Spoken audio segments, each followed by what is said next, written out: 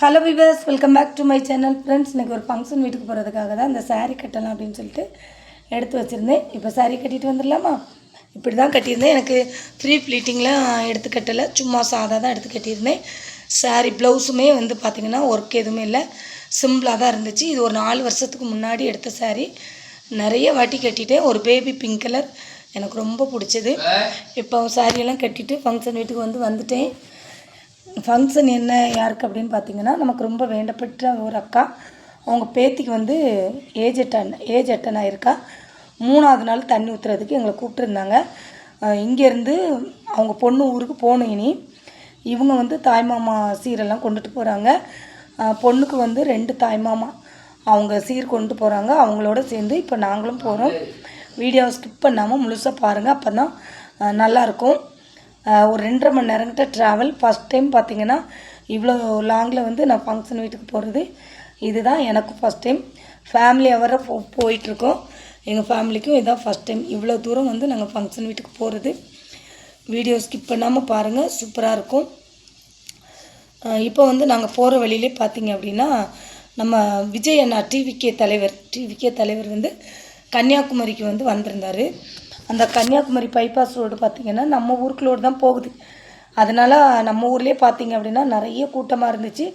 அவங்கள பார்க்குறதுக்காக நாங்கள் ஒரு 5 நிமிஷம் முன்னாடி வந்திருந்தால் விஜய் அண்ணாவை பார்த்துருக்கலாம். ஆனால் கொஞ்சம் லேட் அப்படிங்கிறதுனால பார்க்க முடியல. திரும்ப நாங்கள் கொஞ்சம் தூரம் போயிட்டு நிற்கும்போது அங்கே வண்டியெல்லாம் மறைச்சி விட்டாங்க. என்ன அப்படின்னு கேட்கும்போது விஜய் அவங்க வந்து ரிட்டன் வந்திருக்காங்க. அதனால சரி நம்ம எப்படியாவது பார்த்துடலாம் அப்படின்னு சொல்லிட்டு நாங்களாம் ஜன்னல் வெளியே எட்டி பார்த்தோம். ஆனால் பார்க்கவே முடியல. கொஞ்சம் நேரம் ட்ரை பண்ணி பார்த்தோம், ஆனால் பார்க்க முடியல. சரி, நெக்ஸ்ட் டைம் பார்த்துக்கலாம் அப்படின்னு சொல்லிட்டு விட்டுட்டோம். அதுக்கப்புறம் நாங்கள் இப்போ ஒரு கிட்டத்தட்ட வந்து 2.5 மணி நேரம் ட்ராவல். அதில் இப்போ ஒரு 1 மணி நேரம் ட்ராவல் பண்ணிட்டோம். இனி வந்து ஏதாவது ஒரு ஹோட்டலில் வந்து காஃபி டீ சாப்பிட்லாம் அப்படின்னு சொல்லிட்டு இறங்கிட்டோம். இப்போ ஹோட்டலுக்கு வந்து காஃபி டீ தான் சாப்பிட போகிறோம். அப்போது நமக்கு ரொம்பவே வேண்டப்பட்ட அக்காங்க, என்னோடய உடன்பிறவாத சகோதரிகள். நாங்கள் வந்து நல்லா இருக்கணும் அப்படின்னு நினைக்கக்கூடிய எந்த எதிர்பார்ப்பும் இல்லாத ஒரு நல்ல உள்ளம் கொண்ட அக்காமார்கள். அவங்க கூட வந்து வீடியோ ஃபோட்டோஸ்லாம் நிறைய எடுத்துக்கிட்டேன். அவங்க கூட வீடியோ எடுத்ததில் எனக்கு ரொம்ப ரொம்ப சந்தோஷம், ரொம்ப பெருமையாகவும் இருக்குது. இந்த அக்காமாரெலாம் நான் எங்கள் வீடியோவில் இருக்காங்க அப்படின்னு நினைக்கும்போது ரொம்ப ஹாப்பியாக சந்தோஷமாக இருந்துச்சு. இப்போது நாங்கள் காஃபி டீயெல்லாம் சாப்பிட்டுட்டு மறுபடியும் வண்டி ஏறியாச்சு. இன்னும் ஒரு 1.5 மணி நேரம் ட்ராவல் பண்ணணும். நான் ஃபஸ்ட் டைம் பார்த்திங்க அப்படின்னா நிறைய கல்யாண வீட்டிலலாம் பார்த்திங்கன்னா தாம்பளத்தட்டுலாம் எடுத்துகிட்டு போயிருக்கேன். ஆனால் சடங்கு வீட்டுக்கு இப்போ தான் ஃபஸ்ட் டைம் வந்து தாம்பளம் வந்து எடுத்துகிட்டு போகிறேன். எனக்கு இது புதுசாக இருந்துச்சு, ரொம்பவே நல்லாவும் சூப்பராகவும் இருந்துச்சு. இப்போ வந்து நம்ம அந்த ஊர் பக்கத்தில் வந்துட்டோம். வீடியோ ஸ்கிப் பண்ணாமல் பாருங்கள். வீட்டுக்கு வந்தாச்சு.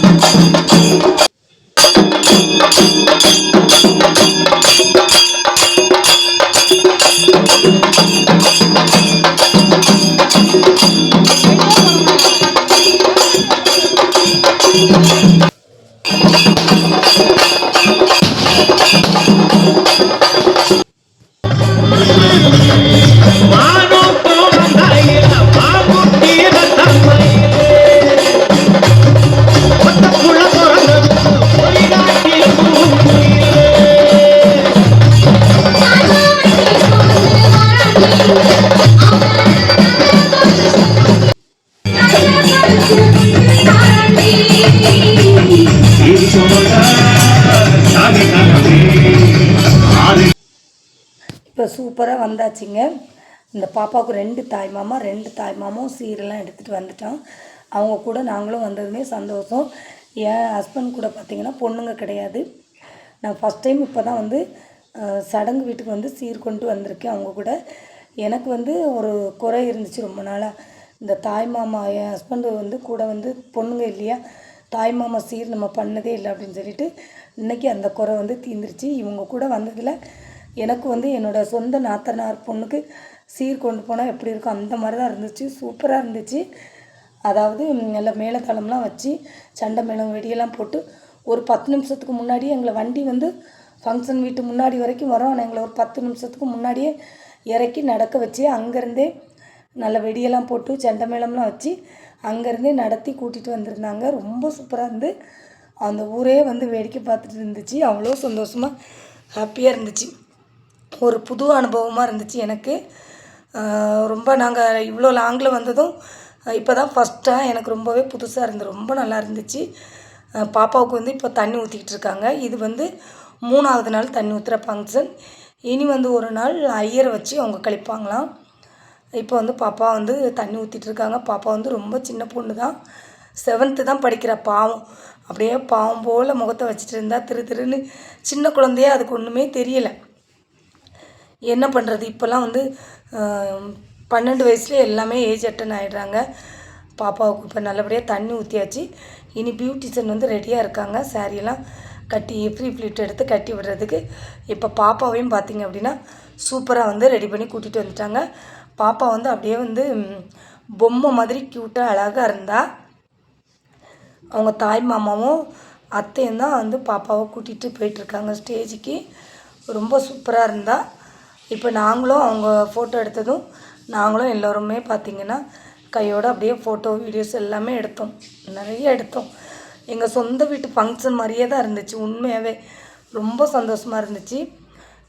ரொம்ப ஹாப்பியாக இருந்துச்சு. இது எங்களுக்கு ஒரு புதுசாகவும் இருந்துச்சு. எனக்கு என்ன, நான் இப்போ தான் ஃபஸ்ட் டைம் வந்து சடங்கு ஃபங்க்ஷனுக்கு இந்த மாதிரியெல்லாம் சீரெல்லாம் கொண்டு வந்திருக்கேன். போயிருக்கேன், நிறைய ஃபங்க்ஷனுக்கு போயிருக்கேன். ஆனால் கல்யாண வீடு அந்த மாதிரிலாம் தட்டெல்லாம் எடுத்துகிட்டு போயிருக்கேன். இந்த சடங்கு வீட்டுக்கு அதுவும் பார்த்திங்கன்னா நாங்கள் வந்திருந்தது ஒரு கிராமம், ஒரு மானூர்னு சொல்லிட்டு ஒரு சூப்பரான ஒரு கிராமம். அங்கே கிராமம்னாலே தெரியும் உங்களுக்கு, ரொம்பவே சூப்பராக இருக்கும். அங்கே தான் வந்திருந்தோம். இப்போ ஃபோட்டோஸ்லாம் எடுத்துகிட்டு சாப்பிட்டுட்ருக்கோம். சாப்பாடு பார்த்திங்கன்னா அவங்க வெஜிடபிள் பிரியாணி வச்சுருந்தாங்க, வெஜிடபிள் குருமா, அதுக்கப்புறம் ஸ்வீட்க்கு கேசரி, ரைத்தா, அதுக்கப்புறம் ஊறுகாய் வச்சுருந்தாங்க. ஃபைனலாக தயிர் சாதம் வச்சுருந்தாங்க. நல்லா ஜம்முன்னு சாப்பிட்டாச்சு. அப்புறம் நம்ம கூட வந்திருந்த அக்காங்கெல்லாம் வந்து இந்த பிரியாணி சாப்பிட மாட்டாங்க. அதனால அவங்களுக்கு வந்து இட்லி தோசைலாம் வந்து தனியாக அரேஞ்ச் பண்ணியிருந்தாங்க. அவங்கெல்லாம் வந்து அங்கே சாப்பிட போயிட்டாங்க. அவங்க எல்லாருமே சாப்பிட்டுட்டு வந்துட்டாங்க. இப்போ நாங்கள் எல்லாருமே கொஞ்சம் நேரம் உட்காந்துருந்தோம். அதுக்கப்புறம் அந்த ஊர் வழக்கப்படி பார்த்திங்கன்னா பழம் சீனி இதெல்லாம் வச்சு ஒருத்தங்களுக்காக கொடுத்துருந்தாங்க. எனக்கும் கொடுத்துருந்தாங்க. அதை தான் அந்த கவரில் வாங்கி வச்சுருந்தேன். வாங்கி வச்சுட்டு இப்போ நாங்கள் இன்னைக்கு கிளம்பணும். இன்னும் பார்த்திங்க அப்படின்னா அங்கேருந்து வரும்போதே ரொம்ப லேட்டாகி தான் நாங்கள் வந்திருந்தோம். அவங்க வந்து 4 மணிக்கு கிளம்பணும்னு சொல்லியிருந்தாங்க. ஆனால் நாங்கள் 4:15 அவங்க வீட்டுக்கு வந்துவிட்டோம். ஆனால் அவங்க வீட்டில் 1-2 பேர் ரெடி ஆகுறதுக்கு 5:30 கிட்ட ஆயிடுச்சு. கிட்டத்தட்ட நாங்கள் 5 மணி தாண்டி தான் அங்கேருந்தே கிளம்புனால ரொம்ப லேட்டாக தான் இங்கே வந்து சேர்ந்தோம். இப்போ ரொம்ப லேட் ஆகிடுச்சு. இப்போ வீட்டுக்கு கிளம்பியாச்சு. அவ்வளோதான், இப்போ வீட்டுக்கு வந்தாச்சு. நான் என்னை பார்த்ததும் எனக்கு தோணுது என்னென்னா, எப்படி இருந்தானா இப்படி ஆகிட்டேன் அப்படின்ற மாதிரி தான் இருந்துச்சு. என் கொண்டே பார்த்ததும். அவ்வளோதான் வீடியோ. இனி வீடியோவில் அடுத்த